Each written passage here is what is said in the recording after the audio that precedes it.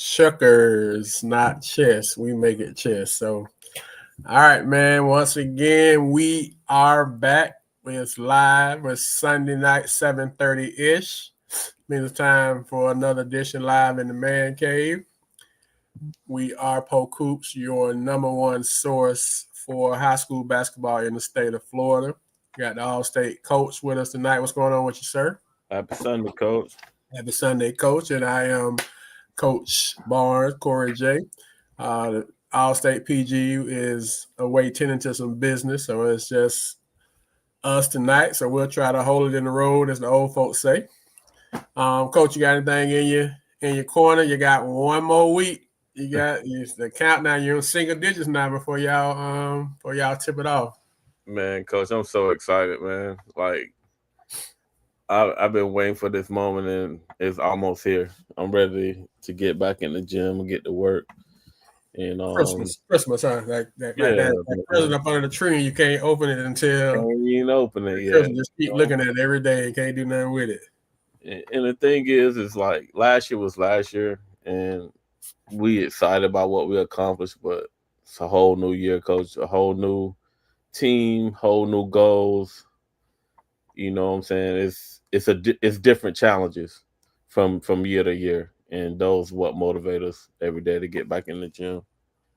So everything from last year is out the window.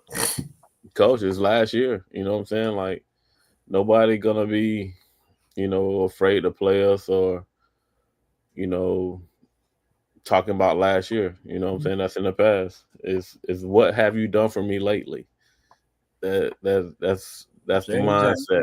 Janet Jackson, Miss Jackson. You know what I'm saying? From what people say, we done lost everything, and we're not gonna be the same Winter Haven. So is that what the streets say? That's what the streets saying, Coach. Uh-oh. Not only here around the state. So it's presented a new challenge. We're excited about it, So we're gonna make it do what it do, Coach. Always, Coach. Always. Yes, my question to you. Yes, sir. Sports is changing. You and I were involved in football and basketball as a player and as a coach, right? Yes, and we have seen how the games evolved. With the evolution of the game, what do you still have to be a successful program up to a championship team? What do you still have to have? No matter how much the game changes, what do you still have to have? Oh, that's a tough one. That's a deep question. I think you have to have discipline, and I think you have to be unwavering in your expectations no matter who walks through the door. I think you have to have the ability to be able to adapt to who walks through the door, though. So you got to have high standards, and you're in a high level of expectation for what your program represents. But you have to also realize, like we were just talking before we got on the air, to put it in the football term, if I've been winning running the spread offense, but I don't have spread receivers, but I got 2-3 running backs that could get me 700-800 yards apiece, then I got to be willing to adapt to what comes through the door also. So I think sometimes coaches don't adapt with the times, and like you said, you just said it. Nothing matters about what y'all did last year, and y'all did a whole lot, right? Mm-hmm. So, Janet Jackson, R.I.P. used to say, "Last month check, don't pay this month bills." So you got to be able to, and you might have a new bill this week, Coach. The light bill might have been $100 last month. It's $200 this month, so that $100 ain't gonna do you no good this month. So I think being able to keep your standards, let your standard be the standard, but be willing and able to adjust to and change to who your personnel is. And sometimes, people be like, this is just my way. We're going to do it this way. You keep trying to fit that square peg into a round hole. And sometimes it's not going to fit.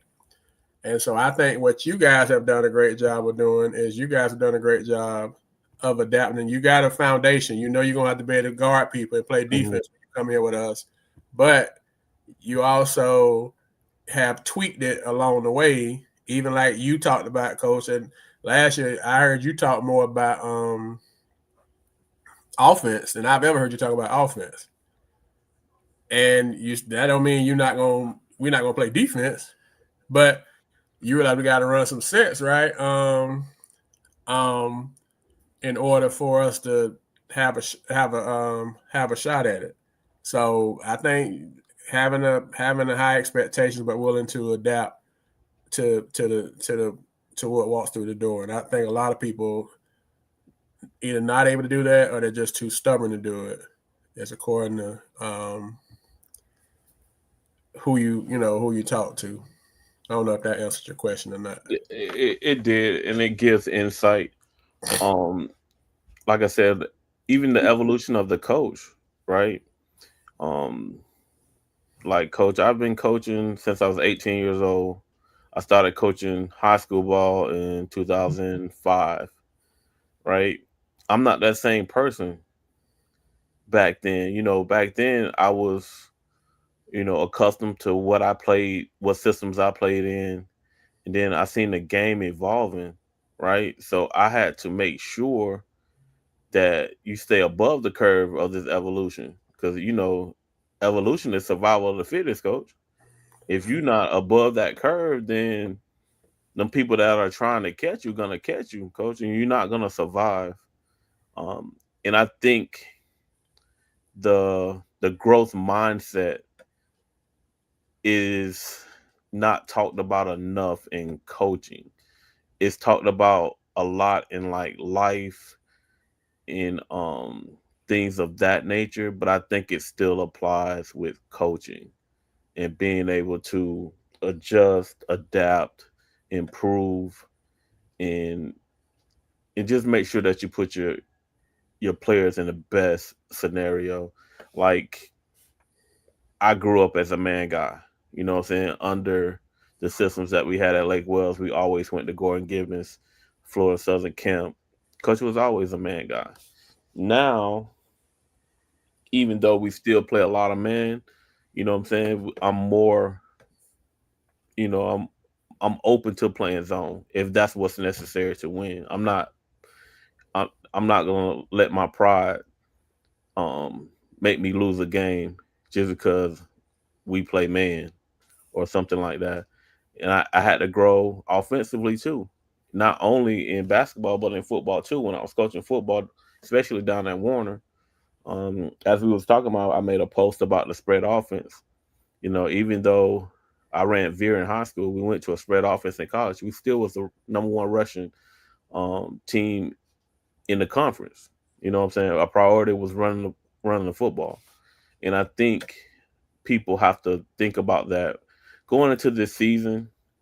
If the stuff that you tried to implement during the summer, if you wasn't successful with that, then it's probably time to move on and try something else.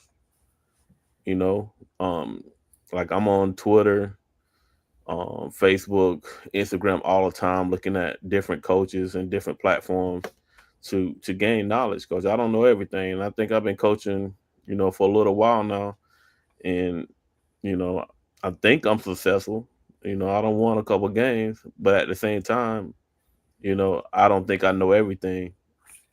And then if You're a little that successful, particular Coach. system or play doesn't fit us, I can tweak it where it does.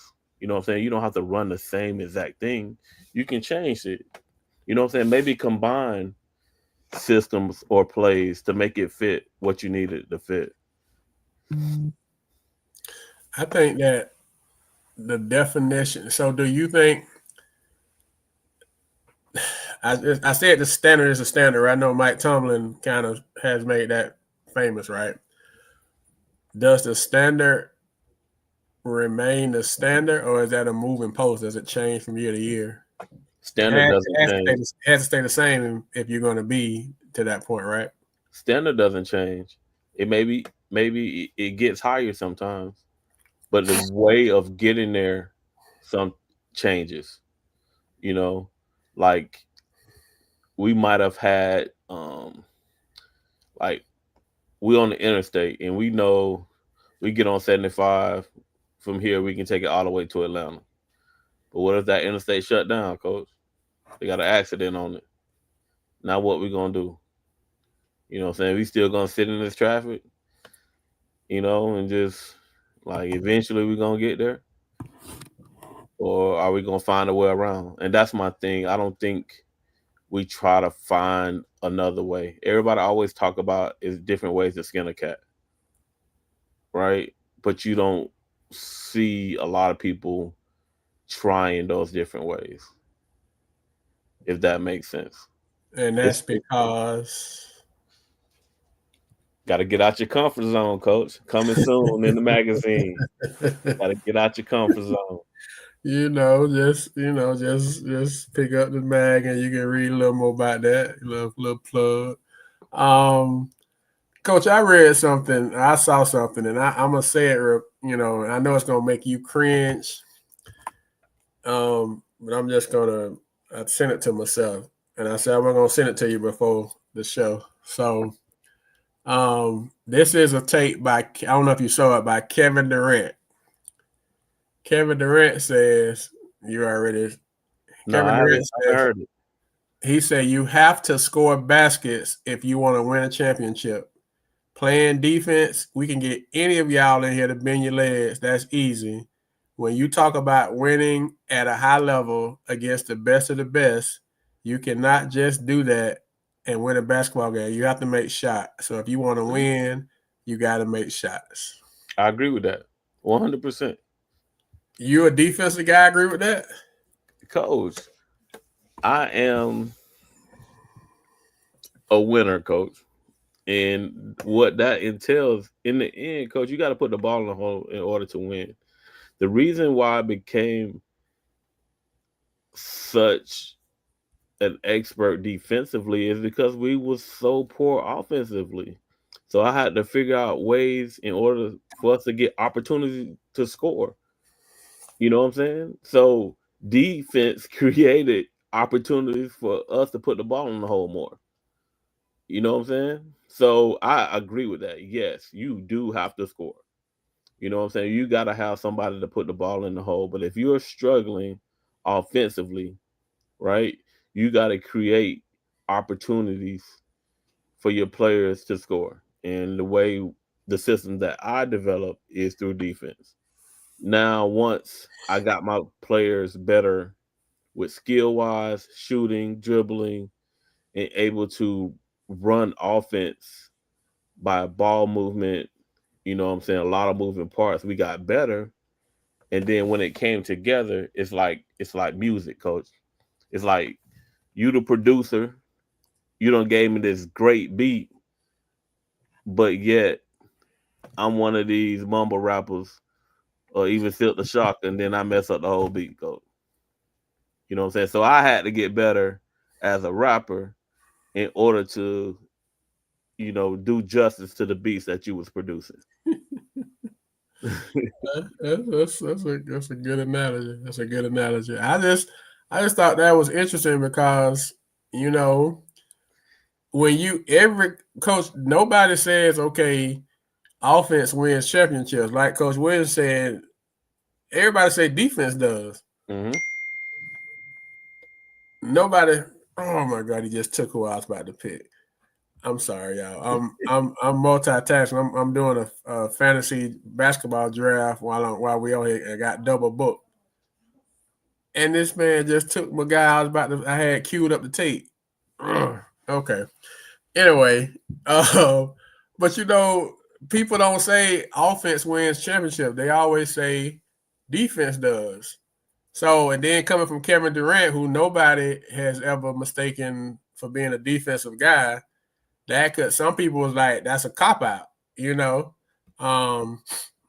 That's a But, cop out with him Coach, let's saying think that. about that. We don't think about him as a defensive guy because he's probably one of the most elite scorers that we have seen, right? Right. But just think about it. Do you ever remember him being a liability on defense? I Especially when want to he say was with Coach the when he Golden did it with Golden State, he guarded people with Golden Coach. State. He So, guarded people. yeah, he guarded people with Golden State. You know what I'm saying? I don't think people give him enough credit that he never was a liability on defense. Coach, he guards people, but we just put so much emphasis on his offensive game. Sometimes blind us from the fact. But like I said, I understand what he's saying, but he plays defense too. You know what I'm saying? So that's a kind of a false narrative almost kind of coming from him because he actually does. He can score it, but he actually does play deep. He also don't mind trying to lock up either, right? yeah, he defends. Okay.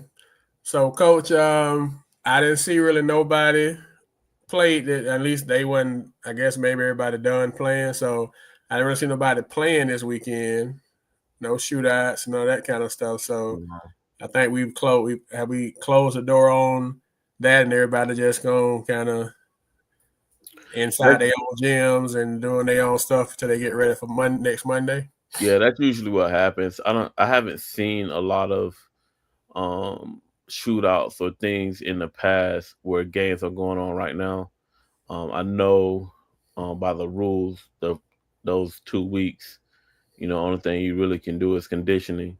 But the thing is, if you do have a game schedule, there's still a fall league or something, you still can get in the gym. But I think you can't afford to get one of your kids hurt either. I think it's real important that you get in shape now. So that's the less you got to do when it's time to tip it off on next Monday. Um, you don't want to spend practice time trying to get your kids in shape. But I do say this, student athletes, if you haven't been working out with your team, I hope you playing football or running cross country or something. I hope you've been in contact with your coach. I hope you've been working on your game every time you get a chance. It's hard to walk in off the street. Coach don't know you, never seen you before. Talking about walking in the tryouts and making a team. Those are things of the past.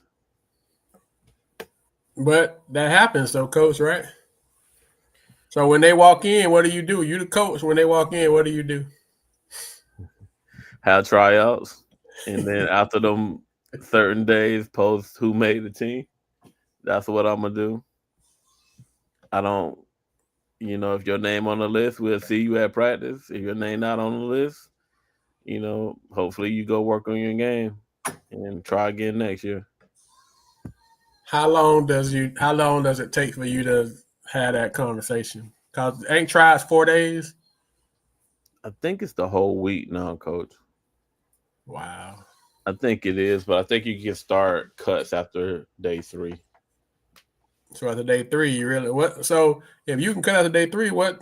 That's the end of the trials, right? What we doing on Thursday, Friday? If I don't cut the fat on Wednesday. I understand. I totally understand. I haven't had those issues in a while, so I can't really tell you. Even at Lake Wells, them last couple of years, them last 3 years, nobody tried out for varsity. It was really a JV tryout. And so that's when they come in there. When they say tryouts, do you have to? And I know I've been out the loop. Do you have to like designate? I'm trying out for varsity. I'm trying out for JV, or I'm just trying out. You don't have to designate, no. So the AD won't be getting no email. My child had to try for this, and he didn't get a chance. I'm not saying that happens, but I mean, it could. So that wouldn't be I see you smiling, so that means it could. Yeah, I mean, I know I've been out the loop, but I ain't been that far out the loop. I know I experienced 1 or 2 of them emails during my time out there on Lake Highlands Road. But Coach, we out there on gonna a get them different line out emails. there, though. As an AP that's oversee athletics, we still get them emails. Coach discriminating against my baby and all this other stuff. Yeah, come on now. I know I ain't the only one that done lived that one. So, then what do you do? And then is there a time limit that we got to try you out? Like you ain't got to be in there 2 hours, right? You been at 30 minutes. That's a try, right? Yeah, but you better be careful. You better be careful. You can't tell the kids to go home and keep the other kids and continue to So be you in got there practicing or whatever. I okay. wouldn't do that. You asking for those emails from the parents, Okay. But usually when I was at Lake Wells, we had a run test, and we weeded a lot of them out by that run test. You The know what I'm mile. saying? We did a mile and a half. Okay. And they had to run it, I think, under 11, something like that. And the whole point of the mile was to trim the fat. Yes, it really was, just to see who was really dedicated into playing basketball. I remember a kid ran like one lap. He's like, "Yeah, coach, it's not for me. I appreciate the opportunity." Yeah, they think And they supposed to just suit up, huh? Suit yeah, up, a and lot of people think that, coach. A lot of people think that, but it's all about the work that you put in, and not only the work with your coach, the work outside of that. And I don't think people understand, especially now, coach. Like people are training 7 days a week. You know what I'm saying? You don't need to go to work on dribbling. You know what I'm saying? You don't need to go to work on ball handling. You know what I'm saying? It's always an opportunity to get better. People complain about gym space. Well, go outside. Armadale has an outside court. The outside court is actually decent. You know what I'm saying? Like it has a rubber um, surface where you're not really that gives and won't kill your knees. It's ways to get better, coach. Community so, centers everywhere. so you Whatever heading it is you outside. gotta do. So you don't you not into the whole thing about know where to practice and know where to get stuff in.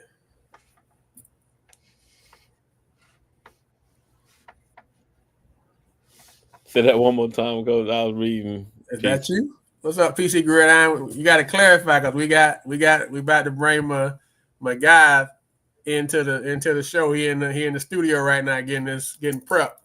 So you got to clarify. Coach smiling though, so I'm assuming you might be talking about. We got to be.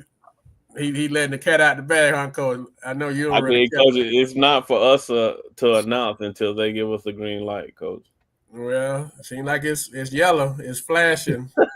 PC Gridiron flashing it, bro. PC Gridiron, boy, they say be your own people because be with this guy every day on the show and every day in the chat. And this is the first I'm hearing about some Hawaii and man, I tell you, boy, appreciate your PC Gridiron, man. 'Cause you just anyway, I ain't gonna even. Hey man, so we got our guest. He ready to jump on, man. His resume speaks for itself. One of the elder statesmen in Polk County as far as basketball, one of the most successful guys, and just a good guy overall. And we always enjoy having him come on. Enjoy being family with him over the years, and excited for what he got to say and share with us. So without further ado, we want to welcome Coach Tyrone Woodside of the Winter Haven boys or men's program into the show. What's going on with you, Coach? Um, Hello, glad to be here. Am I able to be heard? We got you, Yes, Coach. sir. Okay. All right. Thank you. I'm just glad to be here. I want to be able to thank the Polk Hoops for being able to cover Polk County as well as outside of the county for the past few years, as well as the growth that I've seen between the All-Star game that's been added on, the magazine that's, I think it's in the second year, and just to see the evolution of what Polk Hoops has done. You can't put a price on what it's doing for the young people as well as exposure that they're getting. And we don't want to ever take it for granted. So I want to be able to let you guys know how grateful we are for giving us the opportunity. It's a blessing, and the guys won't realize it till it's gone. But we thank you for what you've done, what you continue to do. And it's just people don't always realize that there's so much more outside of basketball, playing the actual sport. And I was blessed to be at Springfield, Billy Donovan going into the Hall of Fame last month. You know, our family was invited because we've known him for a long time. But one of the things that my wife always tries to tell the young men is you can do a whole lot of things outside of playing on the court to be successful. And last week I was able to touch base with Devon Walker. You know, he played at Florida. He got on the OKC staff, and he was a player development coach with them. And this year he's moved into the front office. Awesome. And so not being able to play and being still a part of the sport, you know, we sent a picture of him holding a championship trophy. You know, we had Tony Bradley in the finals, but to be able to see that. And then I got a text from a former player, Kelly Deckel, that graduated. I think it was 2015. He just graduated from chiropractor school. So he's in the medical field. And then another player that graduated, Ralph Michelle, I can't remember which, he's a doctor. He just finished medical school at the University of Florida. And so there's a lot of things that they can do that can eventually give them the opportunity to transition into being a part of sports and different things. And so we're grateful. There's a guy that went in, I think, last year as a contributor, Street and Smith, a guy that started Street and Smith. He went into the Hall of Fame as a contributor, and he started a magazine. So we want to be able to make sure our young men know there's different avenues. And if you really love the sport, you can be a part of it without even having to bounce that ball. Appreciate you, Coach. You dropped the gym starting before we even got started with you, Coach. We appreciate that, man. Appreciate that. So, Coach, for anybody who don't know, and there's probably plenty that do. It's more that don't than do. Anything you want to say starting off? You know, I know we about to get started in less than a week. How are you feeling about things down at Blue Devil Nation? We're really excited. We're able to start a new clean slate and go all over again. We had a really rough year last year. I think our record was 3-19. I've never had a 3-19 record before, but we were in a difficult situation, being that for the fourth year we were going to continue with a national schedule, and I think we lost we had 6 college level. I don't want to say Division I college level athletes, and out of the 6, 5 transferred after the school year started. And so any of us that know scheduling, Coach Billy D knows most of your schedule is done in the spring. Mm-hmm. Your schedule is usually 75 to 80% done at the end of the summer. And to be able to lose these kids at the end of September, it put a lot of burden on the new staff, the new kids. And I think we had 2 people, Gavin Hall and Troy Boswell, were the only one with varsity experience. And so that put a heavy burden on them. And you can't go on flight and change your schedule in the middle of, whatever. So we've had a situation where people underestimate what a national schedule really is. And Billy D is someone that can attest to that. I've seen him play in the City of Palms, played against Mount Verde, different things that they played against. A national schedule isn't playing outside of the state. A national schedule is playing against either a national player or a national program. Mm-hmm. And you can look on a national program and see if that team is ranked.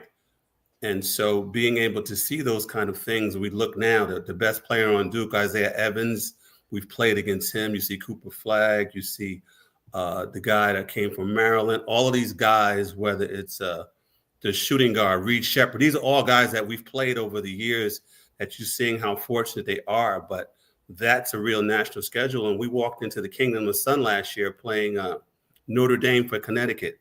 They had the number one player in that state, and he was ranked like top 25 in the country. He's a junior, and you can probably see him now as a senior. He just committed to Arkansas. So we walked into the Kingdom of Sun back-to-back champs, and they're talking about us three-peating, and I'm looking across the court. Like, Billy D know what that feels. And you go into these tournaments. I mean, Donnie Wilkie directs the Kingdom of the Sun now. He used to just do the City of Palms. He took that over. He ain't holding back. And so we lose that game by about 30. The next day, we're playing a team, Emerson from Tennessee. Their best player was a sophomore, a junior, 7 feet tall, nationally ranked. And the head coach of Vanderbilt, who I know, is sitting 2 rows behind me, came to watch him play. And I'm looking at my staff. I'm like, let's do what we're going to do. So that was kind of the challenge. And I want to applaud every young man that was on my team, because I was told when I first came down here, they say with football a lot, when teams start losing, the kids are going to quit. They're not even going to finish the season. Well, every single one of our players kept fighting, didn't quit. They bust their tail, and they learned. It was a tough learning situation, but they learned, and we were really proud of them. And so I'm glad for them. And our only senior, Troy Boswell, was able to get a scholarship because we went to the Tennessee tournament. He averaged 40 points a game. One of the coaches from the other high school called Carson Newman University that he had a player at and said, you got to see this kid play. And just based on the fact that Troy didn't let that get to him, all the kids he played with, they were all gone. And for him to go out there and still stick his head in and bust his tail, we're really proud of him. And it got him an NCAA Division II scholarship. And so I also want to remind the kids that academics is just as important as the way you play. My saying I have for the kids is, your talent will get them in the gym, but your grades will get them to stay. And so that's been wonderful. Anyone that knows basketball knows Division II is not a full ride, whether it's 60, 75%. And Troy's academics allowed him to get the rest paid for, so he has a full ride at a Division II school because academically they were able to put together funds for him. And so please never underestimate being a student athlete, how far it can go. So we're grateful for all of them. We're looking forward to a new season, and we're just glad to have the opportunity to come onto the show. Well, Coach, we always been, some of your biggest fans, and for what you had to deal with last year, I just challenge anybody to go from what you thought you were going to have. And like you say, school had started. So it wasn't like they left you in the spring. It wasn't like they left you right before the summer or even after the end of the summer league. School started and they left. For whatever reason, they chose to leave. And then you got to pivot and you got to maneuver from that after they did that. And, I just commend you. And we talked about on the show, I commend you with how you handled it and how professional you was. You never said anything negative about it. You just kept pressing forward with the young men that chose to stay. And I challenge any coach in the county to lose that amount of guys and what it would look like. Even, Billy D, Johnny Lawson, Terrence McGriff, Steve Fitzgerald, Mike Blicker, you can line them up. Eric Robinson, to lose that amount of, like you say, impact guys. You didn't lose like role player. You lose these guys went to school, right? Yeah. So that was tough. And I just, like I say publicly, just want to make sure that I commend you, and not just we commend you on that. But the thing about it is, so since those guys, you had to throw those guys in the fire, that was the learning. That was the, I guess, the bad part of it. But the good part is now they got out. They come back and they got all this experience now. Right. Because they had to play. Yeah. So now whether they was in the fire too early now, and I watched you play over at Bartow, and Coach, we were sitting there talking like, y'all look different, Coach. It's not you look different. Those guys look more confident because they've been out there. So it's not like deer in the headlights because they went through the fire because you still played a tough schedule. Like you said, you still had to go to Kingdom of the Sun, and they didn't do you no favors. So talk about how has it been now that those guys have been in the system, in the program. How has that, and you got them, and you know you ain't losing nobody this year. How has it been with that from last year to this year? Well, it's been wonderful. One of the blessings of being in Polk, and anyone in the state, and especially in Central Florida, would understand what we have allowed Polk to become, and that's thanks to what you guys have done, especially as well as Coach McGriff. I remember when Corey was the one running the Summer League, and the Summer League is a litmus test of where you're at. These young men that were thrown into the fire last year, most of them barely played Summer League because everyone was there. So having them for the spring, you find out what they were missing. You have them for the spring, then you have them in Summer League. And anybody knows Polk County Summer League is going to get you right. As well as we went to St. Leo team camp. We went to Stetson team camp in Southeastern, started us off with a team camp. We were able to really see, and I'm really proud of the growth that they showed. Most of all, one of the biggest growth curves that I saw was with Gavin Hall. Gavin, right after the season ended, he started with one of the strength coaches at the school. He started in the weight room.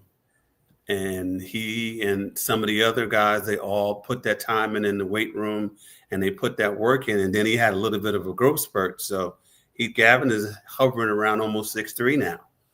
Well, him putting that work in and being a skilled player that he is, it showed up right away in the summer. And you could just see how much more confident he was. People don't always realize, no matter how talented or how skilled you can be, if you don't pass the strength test, you play against somebody with less skill, much stronger, you're going to be in a problem. It's going to be a problem because basketball is about strength. It's not just about skill. And that's why a lot of our talented young men, if they don't process that, they won't even get a peek at the next level, because that's why the transfer portal has been such a negative. It's not a talent thing. It's, are you physically ready?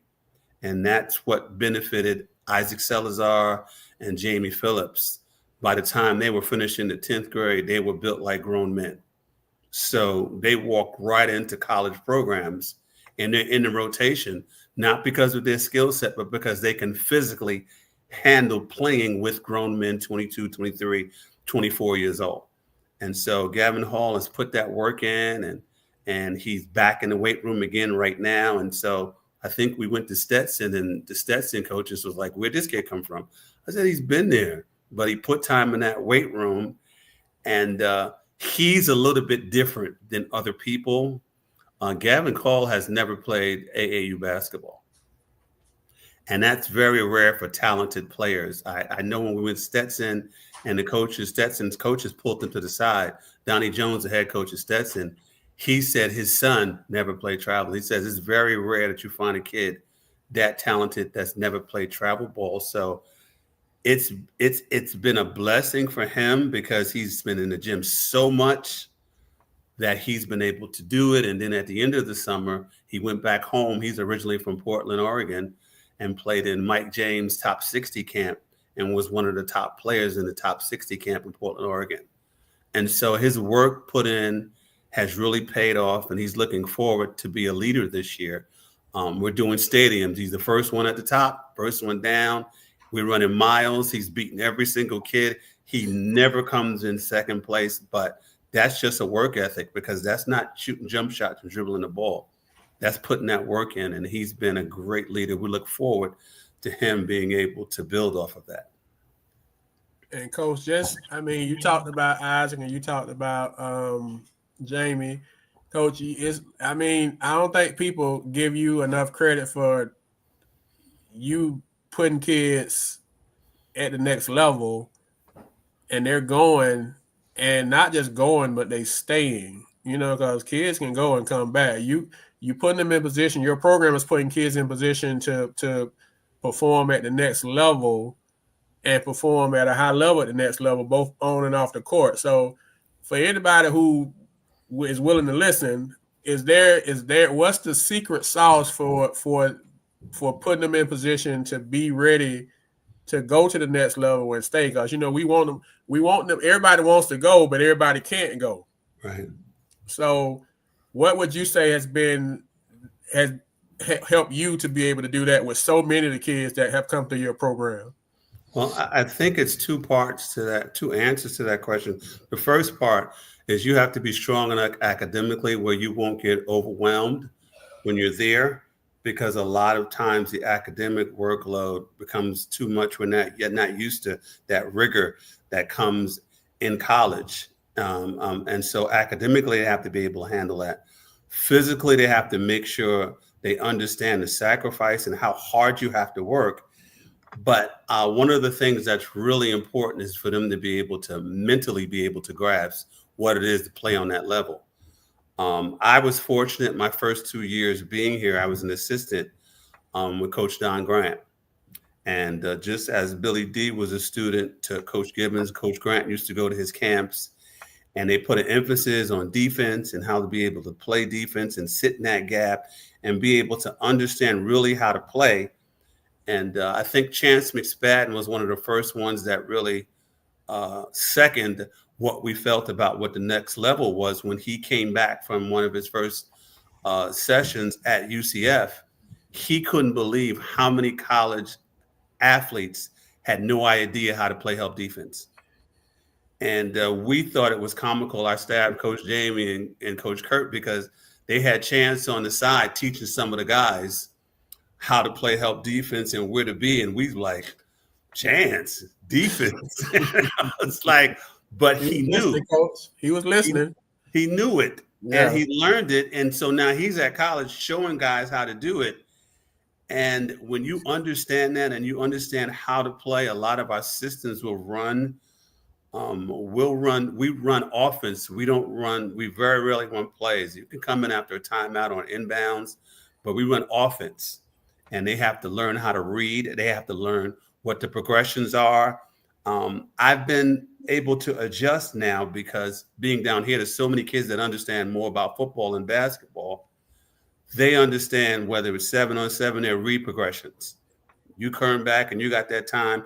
Well, in basketball, there's read progressions. You have option 1, option 2, option 3. There's many times that you have 4 options all at once, and you got to decide in a short amount of time what you're going to do. So we try to make sure that they understand all those concepts, because you can pick a school, but you don't know what system they're going to run. You don't know what the coach is looking for. But if you make them mentally prepared, the school, if they want them and they get them there, they'll get them physically prepared. Then they got to handle themselves in the classroom. So that's one of the things that gives them that staying power. And we make sure they understand. I always make sure the kids know that going and playing on a college level, your goal is to get your free education. That's your primary goal, to get a free education and finish with a degree. And that's what pleases me the most. I think Keyshawn Bryant called me after he got his degree. To see these kids go and get a degree, it's priceless. All right. There's a lottery percentage of people that will play on the next level. Now, that doesn't make it impossible. I had my cousin, when he was the Alabama coach, he came in and was recruiting Marcus Capers out of Mount Vernon. He was trying to get him to come to VCU. And he said to me after a home visit, he says, I think he can get paid to play. They rate kids, can they be a pro? Now, it has nothing to do with NBA, but he says, I think he can get paid to play. So when I see Marcus in Canada getting paid to play, there's a certain level where they'll rate you to that.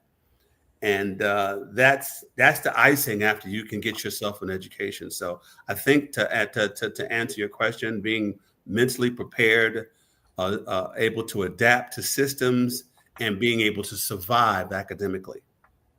Okay. All right, Coach. Well, let's talk a little bit about your squad this year. Much as you want to share, who you got coming back, and just kind of introduce some of the people that don't know to you guys, who you got coming back, what can they expect from, who to look out for, any of those kind of things that you want to talk about. All right. Well, we had on last year's team, we only had one senior. Troy was the only senior.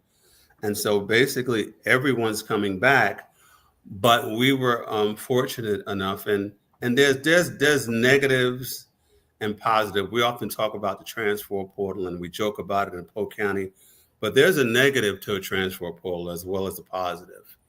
I think the University of Kansas got a boatload of All-Americans and guys, and didn't work out too well. The University of Florida, they got a bunch of guys, and it worked out great for them. Keyshawn Bryant, senior year at USF, it was a horrible year. I called them up and I would talk to the staff, and they're like, Coach, we got 7 transfers, and every single one of them are playing for themselves. So if you get the wrong people coming in with their own objectives, it could really turn your program inside out, and especially if they're upperclassmen. You bring in a senior, and a senior has an expectation of what he wants to do. So KJ Parker, a kid came in, fit right in, was a senior, had no problem adjusting to what we do. Zay Mosley came in, I think it was his junior year, and fit right in, had no problem what to do. And so we did not have any transfers all summer. And you'd like to think that would happen. It didn't, but we knew what we were going to work with. We expect them to be a lot better. We expect them to be prepared and not be caught off guard by what a season brings them. And so we went into the end of the summer being really fortunate of what we had and how well they played. And something, I don't know what, I guess part of it is I still needed to be sure of what I had. And for the first time in my coaching here, I've never played in the fall league, ever. I've never played in the fall league because we have to deal with full-time athletes. They go from season to AAU to spring to the whole 9, and they're back with us in the summer. There's never a window for them to get themselves right, to get their bodies right. And so typically August, September, October, it's conditioning, it's weight training, it's trying to put that weight on that you need to put on. You can't, it's difficult in the spring when you're playing travel. It's difficult during the season where you can just not worry about focusing on the game and focus on your body. And so that was our focus. But because I had new guys that really failed the test, I don't want to say it the wrong way, but 3 and 19, you failed the test, in my opinion. I wanted to make sure I had what I had. And we went to decide to play in the fall league at the Villages, the Preps Hoops Fall League. They were playing it at the Villages. And I went in, we played our first game against SFA. And at the end of the game, I was in my car going away home, and one of the parents called me, said, there's a kid that saw us play and seen how we shared the ball, how well we played, and he wants to come. And I'm like, well, who's the kid I have? What was he doing there? His team played just before ours. And his family just liked how unselfish and how hard we played. And I said, if he wants to try to come, wonderful. But I never met the kid, didn't know his name. 2 days later, the kid was enrolled in Winter Haven High School. And that's NaQuaylen Gunter. You saw him play at the Bartow. Never met him, never saw him before. For that kid to believe in unselfish basketball, we were really impressed in what he believed in. Came right in, bonded well with the players, and considers himself a part. And we were just very grateful to have him. And so that happened toward the middle of the end of August. And so that just dropped in our lap. So we're grateful to have him. I think originally the kid's from Wichita, Kansas, but he came down here a few years ago, and he was in Lakeland somewhere. I think he was at Excel or one of those schools. And he just decided that he wanted to be a part of Winter Haven basketball, and we're grateful to have him. So I'm just really glad to have him. Well, I know that we were sitting at the table, and it didn't take long. It was like, who was that? Like, all of us, me, McGriff, Coach Billy D, we said, like, who? The gunner. So it was very evident, Coach, that was and he, like you say, he fits right in, Coach. And I like what you got with the young guy, the young kids. I know that Gavin didn't play because he was, and I know Jordan didn't play. Right. Jordan didn't play. I know he playing football. So those guys will add to what you have. So looking at your squad and at your district, an early look at your district, how do you feel about your squad as it relates to the rest of the teams in your district? I know you are a researcher, you're a study guy like Billy D and McGriff and all. So I know you've already looked at all of it. So what's your take on that early on as you get ready to get going in the week? Well, we had felt like we were in the hunt for a district championship at the end of the summer. We really felt like, the other last three teams, those teams finished top 50 in the country at the end of every season. So that was something that we didn't even blink at. We're looking at regionals with those guys. These guys, we wanted to be able to measure ourselves. And based on what I've seen, they have a legitimate chance to win a district championship with what we had in the summer. And so to add this kid on to give us a piece, that was a blessing. And then I think a couple of weeks after that, I run my Hoops Haven summer camp every summer. And Otis Birdsong does his Birdsong camp at his alumni situation. The second week, we run our camp first week, and then he comes in the second week. And then we run it for our camp back for the rest of the month of June. And for the past, I think 3 or 4 years, when he comes in, he brings his sons, and they all run his camp that whole weekend. We come in and invite all our kids. And I was able to build the relationship up with Otis's brother, who graduated Winter Haven High School with him. His name is Norris Birdsong. He played football at Winter Haven. And the unusual thing about it is, they told him he couldn't play basketball when he was in school because he was a football player. And so the same time Otis was there playing, his brother was playing on the football team. Well, after Norris finished high school, he went and played football at the University of Hawaii. I think a couple of years he averaged 4 yards a carry for at least 2 years there. And I read an article. I was trying to do my research on him, where their stadium that the University of Hawaii plays in, they were tearing down the stadium to build a new one. And they had him on the field. They were honoring him as one of their great players. Well, those weeks for the past 4 to 5 years, he was telling me how he wished he could move back home and have his son come play at Winter Haven, because he never got the opportunity to play. And so I've been hearing him say that for years, and we just kind of blow it off. He'd come back with a little travel team. And even 2 years, Troy Boswell played with them when his son came and traveled. And he gave me a call right at the beginning of August and asked, was it too late for him to come, because he just got transferred from his job from Hawaii to Orlando. And so he was going to be moving back to Winter Haven, back to his hometown where he can be with all his family. And his brothers, the mayor, and the different family members. They have a nephew that teaches at Winter Haven High School. And I said, we'd love to have you. And he came back and he brought his son and his best friend. And so 2 kids, when they say he got 2 kids from Hawaii, these young men, I am grateful for them, because it's not easy to pack up if you were a good player where you came from and go to where you don't know the coach, the system, whether you were going to be accepted, whether you'd fit in, and to just blindly go and step out on faith and come and want to be a part of something and to do something special. And so we have Norris Birdsong. He's a 6'1" junior from Hawaii. And his best friend came along, Corey Bailey, 6'3". They're both guards from Hawaii as well. And they came in and they've fit right in. They're like part of the family, like they've always been there. And their basketball skill set are college potential. Everybody has potential, but they're very talented. And they just walked right in and fit right into the system. And they started playing, I think, our 3rd weekend at the Villages. And they just became a part of who we are.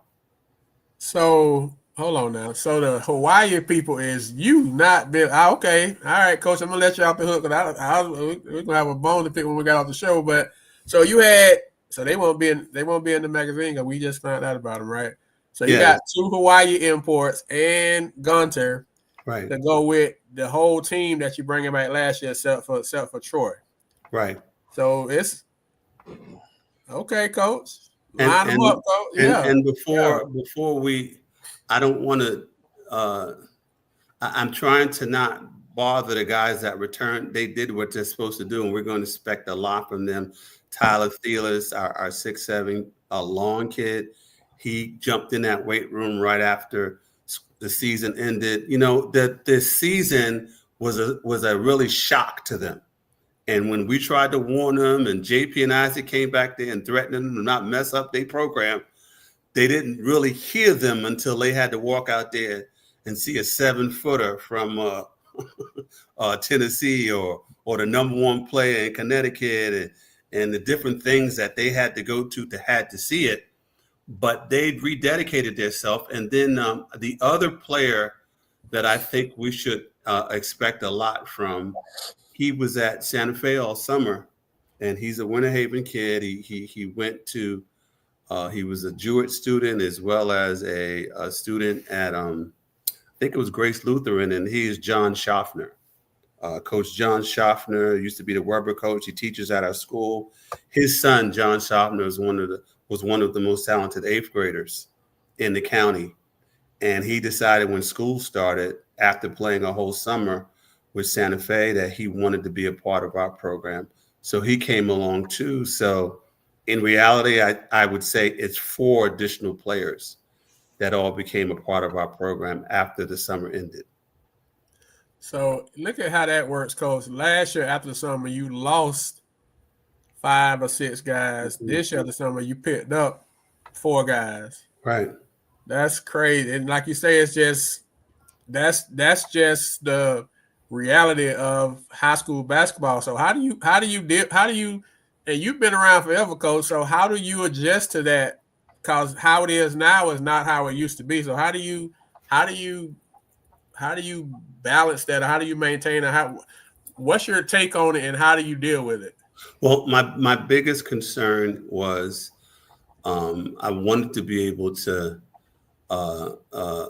let the kids that return know that their work wasn't wasted. But the reality is, when players come in, we're not a private school.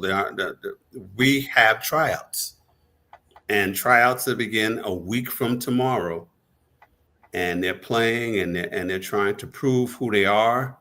But I was told by one of we've been through a few athletic directors at Winter Haven, and one of the things he said to me when we were talking about the kids being cut and the different disappointments they had, and he getting calls from angry parents, he says one of the things he tells the parent is high school sports is not a requirement for graduation. You know, parents tend to think that they're entitled to play because you don't need to play high school sports to graduate high school. It's a privilege. And so we want to be able to make sure we understand that these kids have that challenge, and that challenge they have to face, whether they hope or dream to play on the next level. There is no one that's going to walk in and somebody say you're on the team and you just show up. You have to compete. Tiffany Hayes, her freshman year at UConn, I talked to her mom, Jenny, and she was really frustrated because UConn had 3 All-Americans, McDonald's All-Americans, play the same position as her. And she did not know whether she was going to play right away, and being able to be a McDonald's All-American, play your whole life, it was a weight she had on her. And when the mom talked to Gino said, I think he had Swin Cash. He said Swin Cash came in and it was 3 other girls played her position. And he's like, you roll the balls out there and see who's going to get it. It says Swin Cash started from day 1 and never looked back.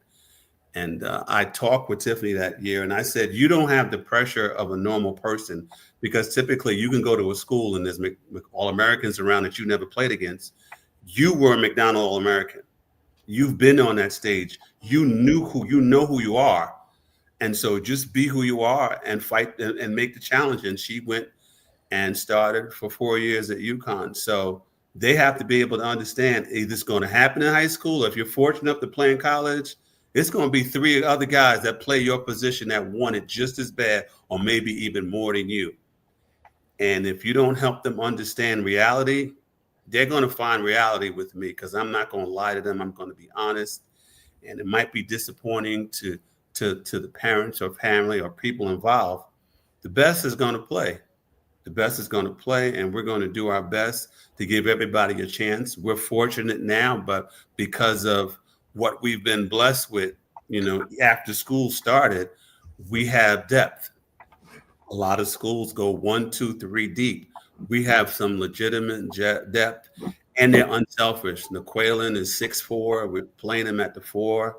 He played 2 on his travel team. But because he wants to play and he's willing to do whatever it takes to be out there, he's playing the 4 for us with a guard skill set. And so we have to be able to understand that. And as a coach, I have to adjust my system to my personnel. There's no Zay Mosley on this team. There's no Isaac Salazar. There's no Jamie Phillips on this team. And so we have to embrace what Polk County really is and play wall-to-wall, fast-paced, and be able to let these guards do what they do.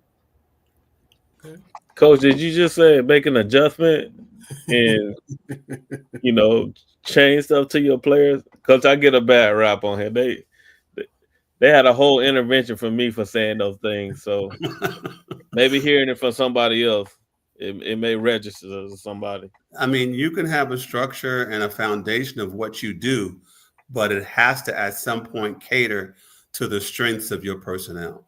If you don't do that, then you're failing yourself, and you're failing your players, because they might excel at what you're not used to doing. Now, everybody must defend.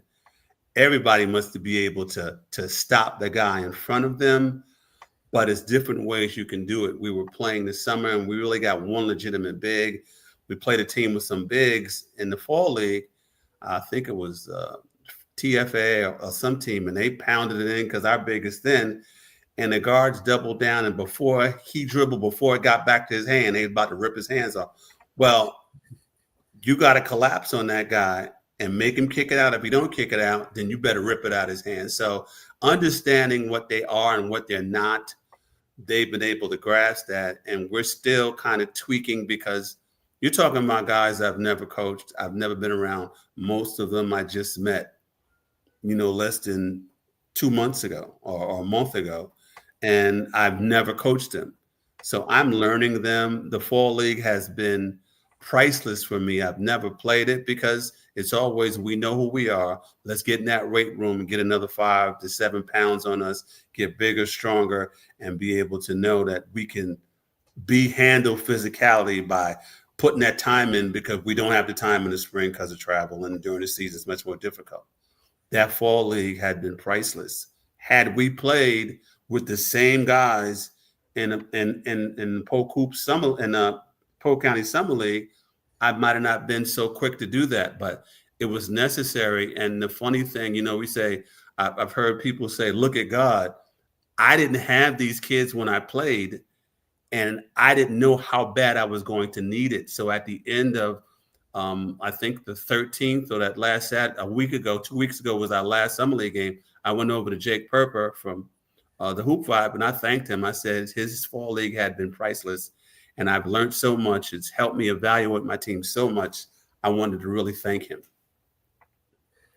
Well, Coach, and a lot of people don't know. Like, first of all, we say this. There will be no the slander, any negativity as related to Coach Woodside will not be tolerated as it relates to Polk Hoops, because we understand more than most what goes on behind the scenes and in front of the scenes.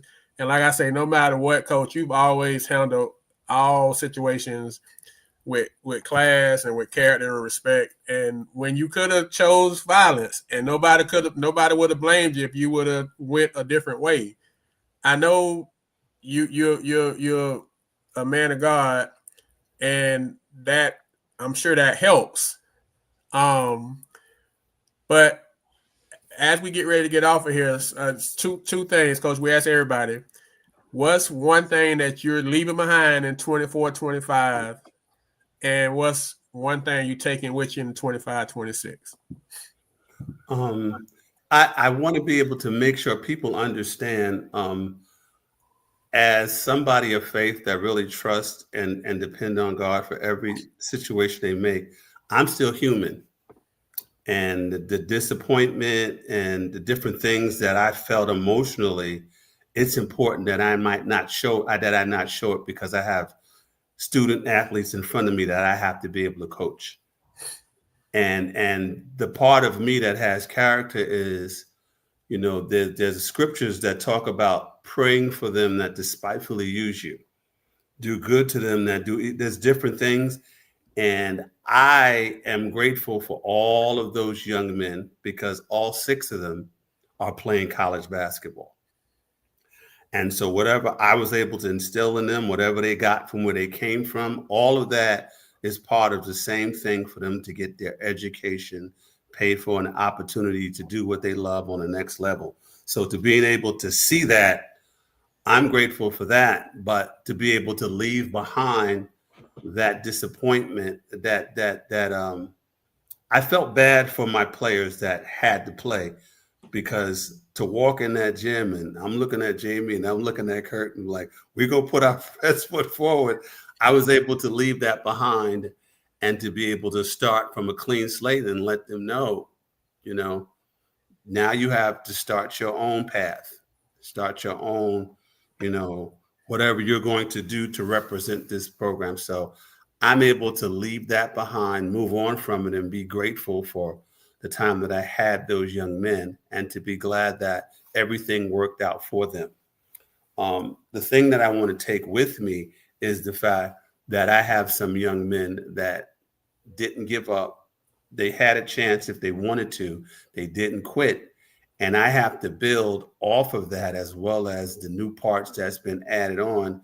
I have to be able to take that with me, because regardless of what they don't know or what they do know, I know what it takes to get to I can't say White House no more, because that doesn't exist anymore. I know what it takes. And regardless of who's in the car with us, if they fall short, it's not going to be because I didn't tell them what they needed to know. I analyze my opponents. I analyze the regions. If you want to know, the top 3 player teams in the region, I can tell you who they are. If you want a scouting report on them, I can tell you that too. And so those are the things that I have to keep an eye on, as well as play who's in front of me. We didn't want to put them in a bad situation. And so we pulled back on our schedule. It's not a national schedule. It's a challenging schedule, but we had to be able to give them the opportunity to build some confidence as well. And so adjustment was made in our schedule to give them the opportunity to do things. I want to be able to take with us the winning culture, what we know, what it takes. We're not going to settle anything less than a district championship is failure, in my opinion. And it's difficult for people to hear that, but what are we playing for? All right, you're playing, and I don't want to, you play to win a game, and that's what we're trying to do. We want to be all foot forward, and we're looking to win. Okay. Well, Coach, before we let you go, any last things you want to say? Anything you want folks to know that you didn't say, or anything? I know we got less than a week before you all unwrap those presents officially unwrap the presents and get things going. Any last words or thoughts that you have before we let you go? No, we're glad for the opportunity. We're always grateful. We're excited. We're looking forward to next week. Billy D said, they do what, 1.5 miles? You got to run 2 miles before you get inside that gym. Well, us is 2 miles before you get inside that gym. And if we really want to push it, we might go down to the Denison Stadium and see how they like that too.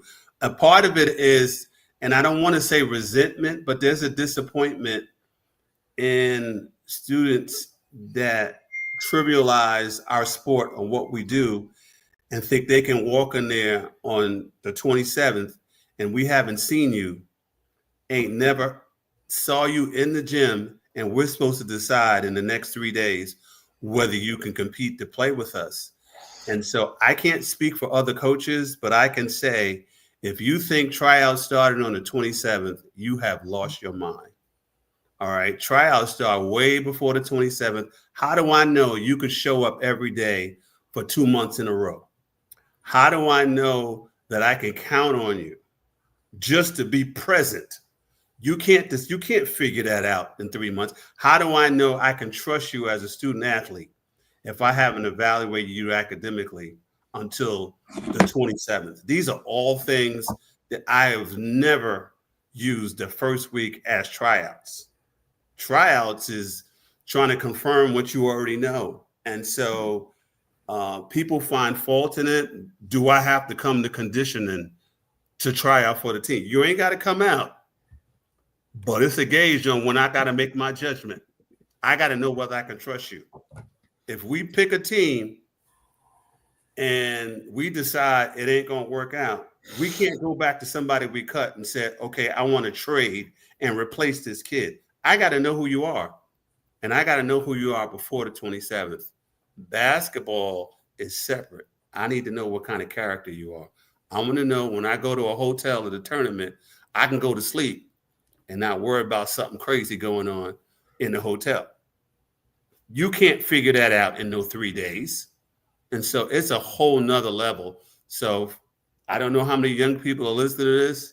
It's too late to find out now, because if you wasn't at tryouts and conditioning the last 2 months, that's on you. It's a lot listening, Coach. Anybody walking in Winter Haven High School on the 27th, trust me. That's on you. That's the gym. You better have a resume I seen before you got there. Well, Coach, man, we appreciate you once again, man. We cheering for you, we rooting for you, man. Just how you handle everything, man. When you're high, you the same guy as, like you say, last year when you went through it. You just a class act. You just do it the right way. We got the utmost respect for you. We're gonna always root for you here at Polk Hoops, man. Like I say, there will be no negativity that will be allowed in any format as it relates to, because you just do it the right way.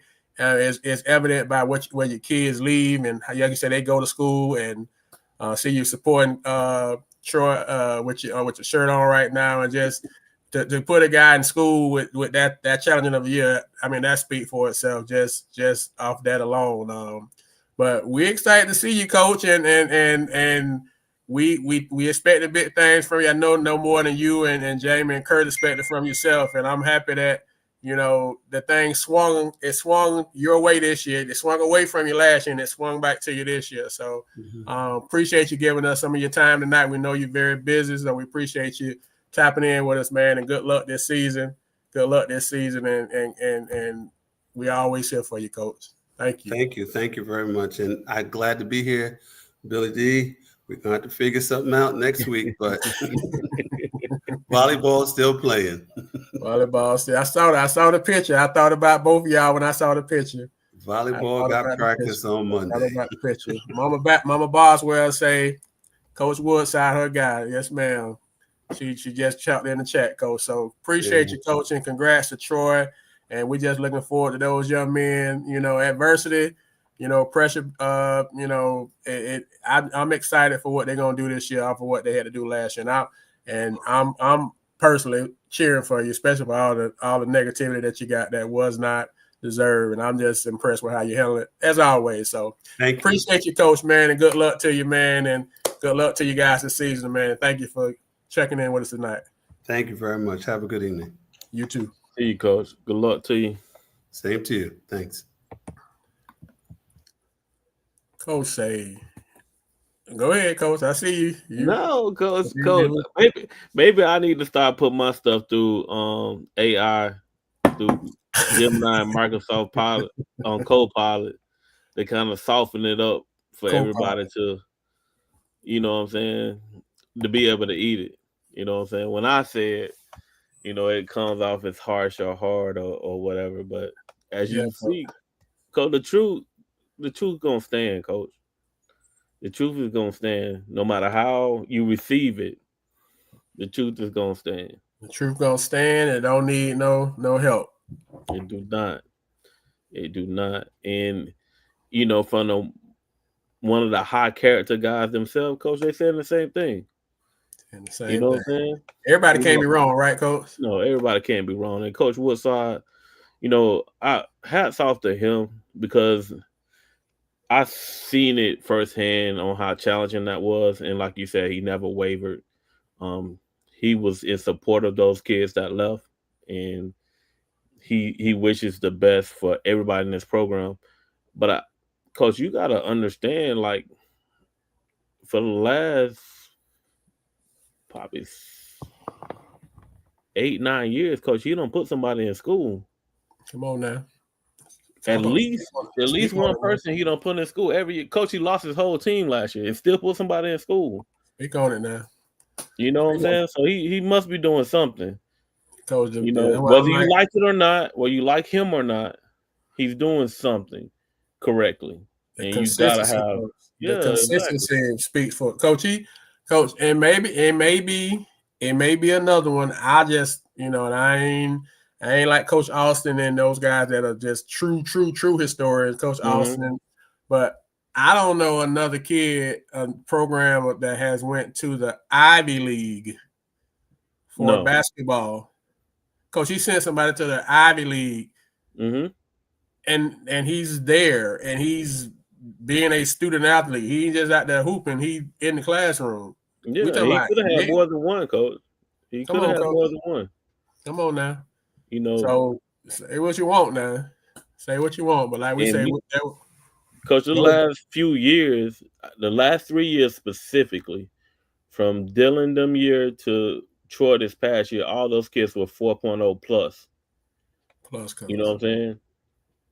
4.0 plus. And they going. He got them in that Cambridge program. They going to collegiate, so they going into school academically ready to do the job. And that's the part that a lot of us miss. You got to go to school. You got to go to class. You got to go make some grades when you go to the next level. You can't just hoop. So that's why I really wanted him to speak on it, because clearly he got the juice.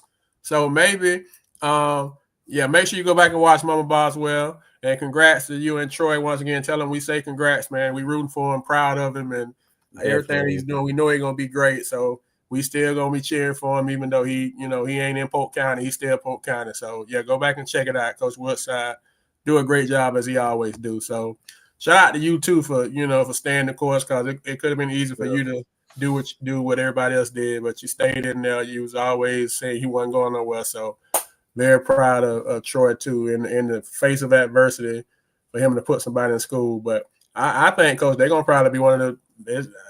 That's what, Coach. We were saying that before we knew about these Hawaii. Coach, you don't just bring the birds out. You bring the kids, Coach. Man, no, you didn't, Coach. Yes, I did. Nah. Remember I told you about Birdson brother coming back, man. I told you about Birdson brother. Maybe you did say. Maybe you say Birdson. Maybe you did say Birdson. I'm not. I'm thinking about it. But I don't know if I really. Yeah, he get on here and they get amnesia. I don't know if I connected that his kid was coming from Hawaii. Maybe that was the part I didn't get. But then he bringing a friend with him, Coach. Yeah, it's two of them. He bringing a friend with him. So that okay, Woodhaven, yeah. We like it. So anyway, man, we appreciate Coach Woodside as always. So that was our guest for this week. Next week, y'all know we got Coach Fitzgerald tapping in from Victory. The following week, we got Coach Blicker from Santa Fe. Then we take a week off, and the final will be the GOAT. McGriff will come through, and then we'll be officially in the season. We'll have our preseason interview. We do media day a little different here at Polk. We just do it here. We give everybody their time, not just a quick 5-minute run through. We give them a full show to talk about it. And just so y'all know, we asked everybody to come on. Everybody did not accept. So when y'all say that we be picking favorites and we don't be looking out for your school, no, we asked everybody's school to come on.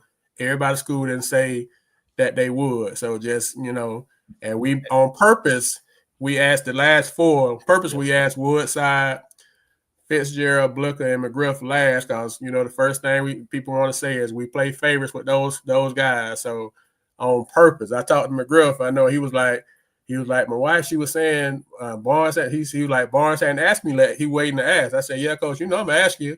I'm just gonna wait because I don't want to mess or whatever. I know you're gonna come whenever I ask you to do it. Ain't gonna McGriff Woodside ain't never told us no since we started this. Not one time.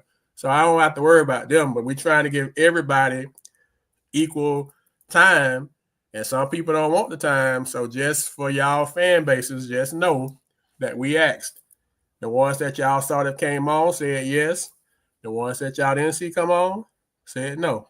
And I'll let y'all put it together. We all pretty smart people on Sunday night, right? So anyway, so hey, that's all we got for this week, man. So y'all got one more week, like Coach Woodside said. Y'all guys that's trying out, you may not want to wait the next Monday. You may want to stop by the office or class or whatever that stop by before. Okay, is it too late if they stop by this week, Coach? Is it too late? Stop by. They might want to be bearing gifts. Something. Yeah, they can stop by. That's so. I'll be sending some clips or something. Well, you better come by with your huddle. If you ain't got huddle tape, you might be in some trouble, man. But anyway, man, we appreciate Coach Woodside. I appreciate y'all tapping in with us tonight. We had some good conversation in the chat. But like I said, at the end of the day, y'all, no negativity. So sometimes we see and we don't see, and we see and we ignore, just keeping it real. Because we're gonna always be who we're gonna be with Polk Hoops, and we always gonna promote and spotlight all that's good and great with high school basketball in Polk County. And so if it's something negative, that's not who we are. So if you want negativity, you got to go find somebody else to do it, because that ain't what we about. That ain't what we stand on. So thank y'all for the night, man. Thank y'all for everything. Once again, this is Polk Hoops, another edition in the Man Cave. Like I say, PG was out doing a little business a week, but I think we held it down for him.